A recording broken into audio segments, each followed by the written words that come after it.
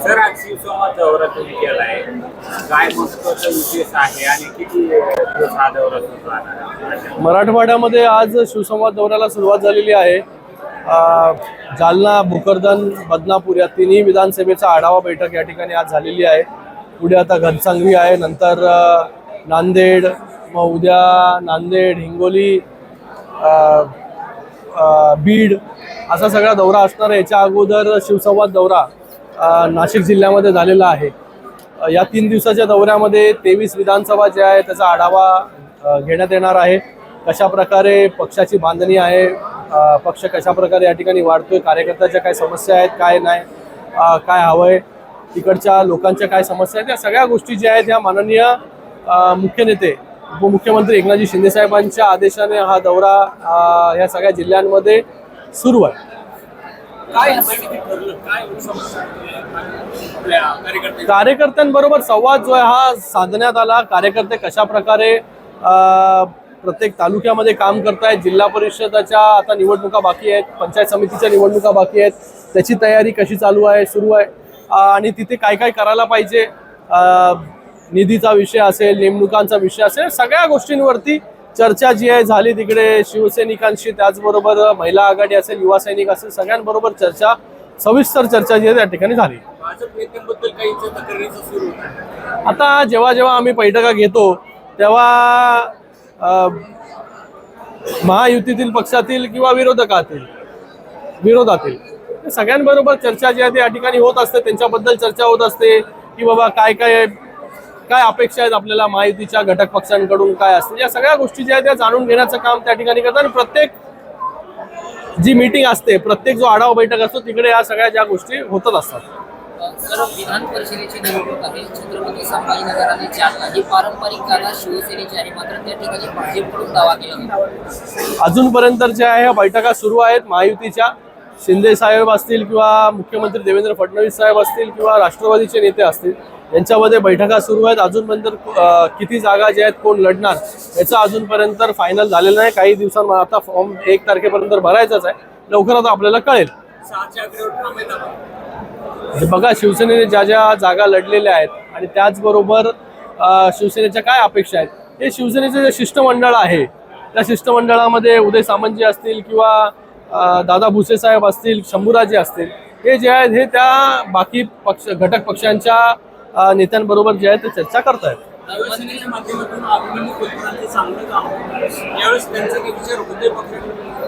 आता त्याचं उत्तर मी देऊ शकत नाही, त्याचं उत्तर फक्त शिंदे साहेब देऊ शकतील. बघा, चांगलं काम करतायत, अभिमन्यूचं चांगलं काम आहे. एक कार्यकर्ता म्हणून जो आहे तो पक्ष वाढवतो, इकडे युवासेना वाढते. तर मला वाटतं सगळ्याच गोष्टी ज्या आहेत ह्या पक्ष बारीकाईने बघत असतो आणि लक्ष पक्षाचं जे आहे प्रत्येक कार्यकर्त्यावरती आहे. मंत्री छगन भुजबळांनी एक महत्त्वाचं विधान केले स्वबळाच्या नाऱ्यासंदर्भात. कुठे? कुठल्या निवडणुकीत? 2029 ला भाजप काय भूमिका घेईल हे माहिती नाही, पण आपण 288 जागेची प्लॅनिंग करायला हवं या संदर्भात. त्यांच्या पक्षाच्या पदाधिकाऱ्याला तुम्ही विचारलं पाहिजे, पण त्यांना शुभेच्छा देतो मी. आमच्या पक्षाची मराठवाड्यात राजकीय प्रतिनिधित्वाबद्दल काय समज आहे? बऱ्याच दिवसापासून वंचित ठेवला मंत्रिपदापासून आणि ते आहे. अरे, संजय शिरसाट साहेब स्वतः मंत्री आहेत इकडे मराठवाड्यामध्ये, आमदार आहेत. हे खोतकर साहेब हे खासदार आहेत इकडे बसलेले. मराठवाड्यावरती जे आहे बारीक लक्ष जे आहे शिवसेनेचं आहे. मराठवाड्यातील लोकांना काय काय हवं या सगळ्या गोष्टी ज्या आहेत. शिंदे साहेब जेव्हा मुख्यमंत्री होते, बघा, शिंदे साहेब जेव्हा मुख्यमंत्री होते तेव्हा देखील मराठवाड्याला काय हवंय, काय नको, भरपूर गोष्टी ज्या आहेत ते देण्याचं काम या ठिकाणी केलं. आज जालनामध्ये आपण आहे, जालनामध्ये मोठ्या प्रमाणामध्ये निधी देण्यात आला. जालन्याचं आता MIDCचं विस्तारीकरण या ठिकाणी आपण करतोय.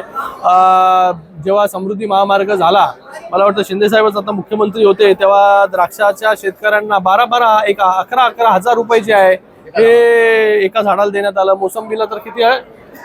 45,000. अजून किती लक्ष पाहिजे? बघा, मला वाटतं निवडणुका जेव्हा येतात तेव्हा कुठल्या निवडणुकीमध्ये आपल्याला यश चांगलं मिळतं, कुठल्या निवडणुकीमध्ये यश कमी मिळतं, त्याच्यावरती जे आहे ते परीक्षण करायचं आणि पुढे जायचं, का आपण कमी पडलो आणि पुढच्या वेळेस जे आहे तर त्या निवडणुकीमध्ये कशा प्रकारे नंबर चांगले येतील त्यासाठी काम करायचं. तुम्हाला आता तुम्ही अजेंडा घेऊन प्रश्न विचारताय मला. राजकीय प्रतिनिधित्वाबद्दल तुमची भूमिकाच क्लिअर नाही. बोला. आमची बरोबर भूमिका क्लिअर आहे. बघा, जास्त बाळासाहेबांनी सांगितलेलं आहे 80% समाजकारण आणि 20% राजकारण. तर आम्ही राजकारणाबद्दल जास्त विचार करत नाही, समाजकारणाबद्दल जास्त विचार करतो. लोकांना काय हवंय याच्याबद्दल जर विचार केला तर बरोबर लोक आपोआप जे आहे ते तुमच्यावरती प्रेम करतात. अरे मी सरळच उत्तर देतोय. तुम्ही कसंही जरी विचारलं तरी मी तुम्हाला सरळच उत्तर देणार आहे. मागच्या अनेक वर्षापासून जालना शिवसेनेचा बालेकिल्ला राहिला. खोतकर साहेब 8 वेळेस निवडणुका लढलेल्या आहेत, 5 वेळा ते निवडणुका देखील जिंकले. येत्या काळात त्यांना काही मंत्रिपदाची वगैरे संधी सगळ्यांबद्दल पक्ष जो आहे हा योग्य वेळी योग्य विचार जो आहे तो करतो. राज्यसभेचं उदाहरण तुम्ही घ्या. राज्यसभेमध्ये सर्वसामान्य महिला कार्यकर्ता आमची डॉक्टर ज्योतिताई वाघमारे यांना जे आहे प्रतिनिधित्व देण्यात आलं आणि देशाच्या सर्वोच्च सभागृहामध्ये त्यांना जे आहे त्यांना अपेक्षा नव्हती, कोणालाच अपेक्षा नव्हती, अशा महिलेला जे आहे हे सर्वोच्च सभागृहामध्ये स्थान देण्याचं काम जे आहे शिवसेनेने केलेलं आहे. तर जेव्हा लाडक्या बहिणीला जेव्हा योग्य वेळ येईल तेव्हा योग्य व्यक्तीचा जो आहे हा त्या ठिकाणी सन्मान जो आहे तो केला जाईल. शिंदे साहेब दिल्ली दौऱ्यावर आहे.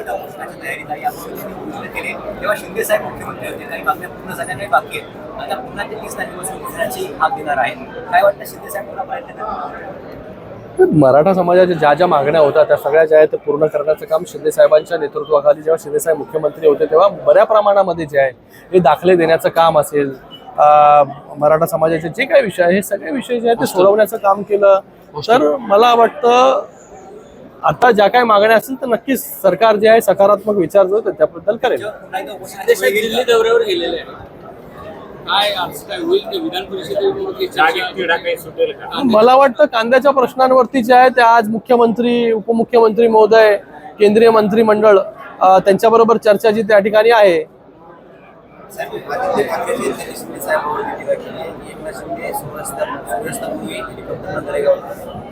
काय आदित्य ठाकरे यांनी अशी टीका केली शिंदे साहेबांवरती की सूर्यास्तापूर्वी हेलिकॉप्टरनं शिंदे साहेब दरेगाव जातील.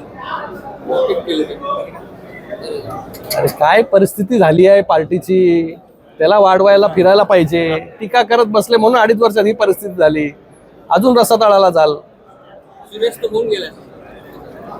बघा, मला दुसऱ्या पक्षाबद्दल काय बोलायचं नाहीये. आपण काय काम करतो 2.5 वर्ष, आज लोकांनी मॅन्डेट जे आहे ते दिलेलं आहे सगळं.